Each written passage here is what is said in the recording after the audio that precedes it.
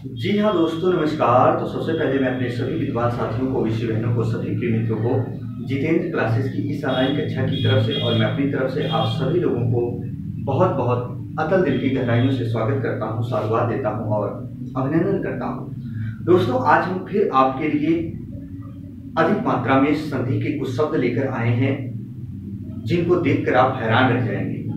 दोस्तों, वही प्रश्न आपको सफलता के दरवाजे तक पहुंचाते हैं और हमेशा आप कठिन शब्दों का चयन कीजिए। अपने जीवन में कुछ न कुछ नया सीखने का प्रयास कीजिए। जो लोग सीखते हैं वो सीखने का प्रयास ना कीजिए। बाकी जो आप अगर अधिक दिन से अध्ययन कर रहे होंगे तो ऑलरेडी आपको चीजें मालूम होंगी। लेकिन दोस्तों, आपको पता होगा कि इस चैनल पर आपको कुछ ऐसी ही चीजें सिखाई जाती हैं या ऐसी जानकारियां दी जाती हैं जो शायद आप उसको जानते हो सकता है ना भी जानते हो, लेकिन अच्छे कंटेंट मिलते हैं दोस्तों, वो डेली मिलते हैं।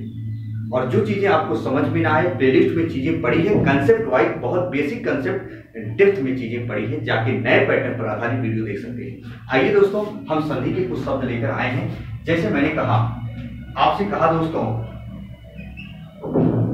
अहोरात्र, अहोरात्र। फिर मैंने कहा अहर्निश। दोस्तों, ये कौन सी संधि होगी, इसका संधि विच्छेद क्या होगा, फटाफट हम देखेंगे। बहुत सारे शब्द हैं। अहोरात्र का संधि विच्छेद जो होगा दोस्तों, ध्यान से सुनना नहीं तो गलत करोगे। अहन प्लस रात्र क्या होगा?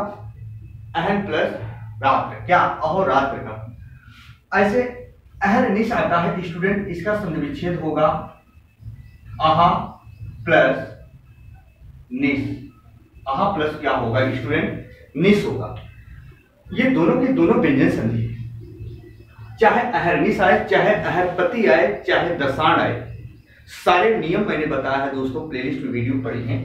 अहोरात्र अगर आए तो अहन प्लस रात्र ही होगा।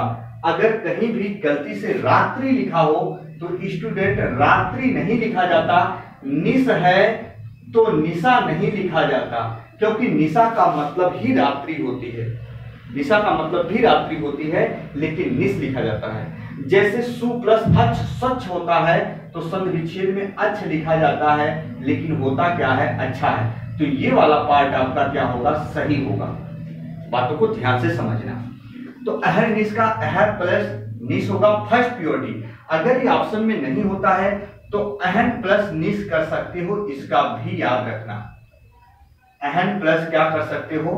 निश कर सकते हो, है ना। ऐसे आता है अहरपति, ऐसे अहररात्र, अहन प्लस रात्र। अहर्निश का अहा प्लस क्या होता है? निश। अगर ये नहीं ऑप्शन में तो ये भी आप क्लिक कर सकते हैं। आइए नए नए प्रश्न हम आपको बताते हैं। जैसे मैंने लिखा दोस्तों, जैसे मैंने लिखा कृष्णा, जैसे मैंने लिखा विष्णु, जैसे मैंने लिखा तीसरा, जैसे मैंने लिखा दोस्तों नेक्स्ट, जैसे मैंने लिखा कष्ट, जैसे मैंने लिखा दुष्ट, जैसे मैंने लिखा षष्ठ। कुछ भी शब्द हो, फटाफट देखते हैं दोस्तों। नियम बताते हैं, 2 सेकंड में सॉल्व होंगे और नए पैटर्न पर आधारित वीडियो पड़ी, जाके देखिए।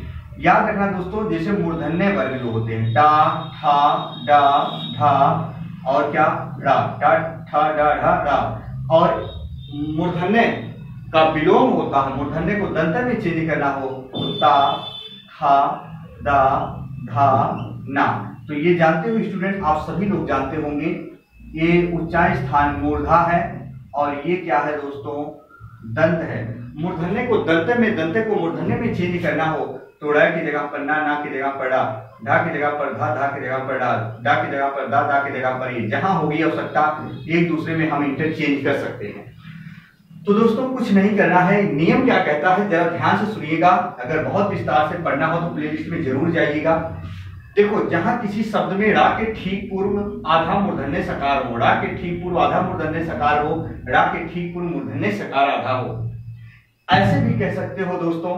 याद रख लेना, जैसे मैंने बताया, रा के ठीक पूर्व मूर्धन्य सकार, रा के ठीक पूर्व मूर्धन्य सकार, रा के ठीक पूर्व मूर्धन्य सकार। तो ड़ की जगह पर क्या हो जाता है? ड़ की जगह पर न रख दिया जाता है। तो विष्णु या तीसरा का संधि विच्छेद या कृष्णा का संधि विच्छेद होगा क्री, और मूर्धन्य सकार आधा है तो आधा लिख दो, हलंत लगाओगे तो आधा हो जाएगा। प्लस ड़ की जगह पर क्या रखोगे? न, तो यहाँ मात्रा लगा है, यहाँ मात्रा लगा दो, देखो हो गया। विष्णु का क्या होगा दोस्तों ऐसे, और मूर्धन्य सकार आधा है तो आधा लिख दो, हलंत लगाओगे तो आधा हो ही जाता है, ये स्वर रहित। और रे के जगह पर क्या रखोगे ना, और ऊ की मात्रा लगी तो ऊ की मात्रा लगा दो। तीसरा का क्या होगा जरा देखो दोस्तों, एकदम वेरी वेरी इंपॉर्टेंट, त्रिस आधा सा है तो आधा सा प्लस रे की जगह पे ना, तृष्णा। हो गया, बात समझ में आ गई। देखो अब इस पैटर्न को देखो, जहां नष्ट कष्ट दुष्ट षष्ठ ऐसे आ जाए, तो देखो यहाँ क्या करेंगे दोस्तों, नष्ट को मूर्धन्य सकार आधा है तो आधा, टा की जगह पर क्या लिख देंगे, टा की जगह पर ता लिख देंगे। याद रखना नष्ट का संधि विच्छेद क्या हो गया, नष्ट प्लस ता। ऐसे कष्ट का संधि विच्छेद क्या लिख देंगे, कष्ट प्लस ट की जगह पर क्या रख देंगे, ता। यहाँ त रख दिए, यहाँ दुष्ट की जगह पर क्या रख दिए, दुष्ट प्लस ट की जगह पर क्या रख दिए, थ। और यहाँ देखो षष्ठ, सस, क्योंकि मूर्धन्य सकार आधा है, ठ की जगह पर क्या लिखोगे, देखो थ। देखो स्टूडेंट कितना आसान नियम था, कितना आसान नियम, समझ गए होंगे। दिख रहा हो दोस्तों, नहीं दिख रहा होगा तो बताइएगा जरूर, और अच्छे से आप लोग पढ़िएगा। हर एक कंटेंट मैं आपके लिए प्रोवाइड करा रहा हूँ, सिर्फ आप देखिए तो है ना, 2 सेकंड में आप सॉल्व कर पाओगे। कोई भी क्वेश्चन हो दोस्तों, जैसे मान लीजिए हमने कुछ शब्द लिखा दोस्तों, आपके लिए मैंने कुछ शब्द लिखा, जैसे मैंने यहाँ लिखा रामायण, रामायण, रामायण। देखो दोस्तों हम लिख रहे हैं, फटाफट आप देखते जाइएगा। जैसे मैंने लिखा रामायण, नारायण, शरण, पुराण, प्रमाण, परिमाण, परिणाम, बहुत सारे शब्द होंगे। ध्यान से सुनो स्टूडेंट, जब किसी शब्दकोश में कहता है रा के ठीक पूर्व उस शब्द में कहीं रा है, जहां किसी शब्द में रा हो उस शब्द में कहीं आगे रा है, जहां किसी शब्द में रा हो उसके आगे रा है, जहां रा हो रा है, रा हो रा है। देखो प्रमाण में ये रा है, रा है, पूरा रा है, मैंने वीडियो में सब कुछ बताया, ये पूरा रा है, रा में ये रा है। तो याद रखना ऐसी जगह र के स्थान पर भी न रखा जाता है। तो रामायण का संधि विच्छेद राम प्लस अयन होता है, जबकि शुद्ध शब्द रामायण नहीं रामायण होता है। जी हाँ स्टूडेंट, नारायण, नार, नार प्लस अयन होता है दोस्तों, र की जगह पर न हो जाएगा शरण, शरण का संधि विच्छेद दोस्तों सर प्लस न हो जाता है। पुराण का संधि विच्छेद पुरा प्लस न हो जाता है, और ऐसे प्रमाण का प्र प्लस मान हो जाता है दोस्तों। जैसे प्राण आ जाए कोई कह दे दोस्तों, एक बार लाइक वाला बटन जरूर प्रेस कीजिएगा। प्राण का संधि विच्छेद क्या होगा, तो प्र प्लस और इसमें से अ स्वर निकलेगा तो क्या हो जाएगा, अन हो जाएगा। प्राण का संधि विच्छेद क्या हो जाएगा, प्र प्लस अन हो जाएगा। लाइक वाला बटन जरूर प्रेस कीजिएगा, एक बार स्क्रीनशॉट लो स्टूडेंट। जी हाँ, चलो आओ दोस्तों आगे चलते हैं। एक बार लाइक वाला बटन जरूर प्रेस कीजिएगा, फटाफट मैं दोस्तों आपको बता रहा हूं, ध्यान से समझना। और प्लेलिस्ट में वीडियो पड़ी है, हर पैटर्न पर आधारित वीडियो पड़ी है दोस्तों, नए पैटर्न पर आधारित जाके देखोगे तो वहां भी मिलेंगी सारी चीजें।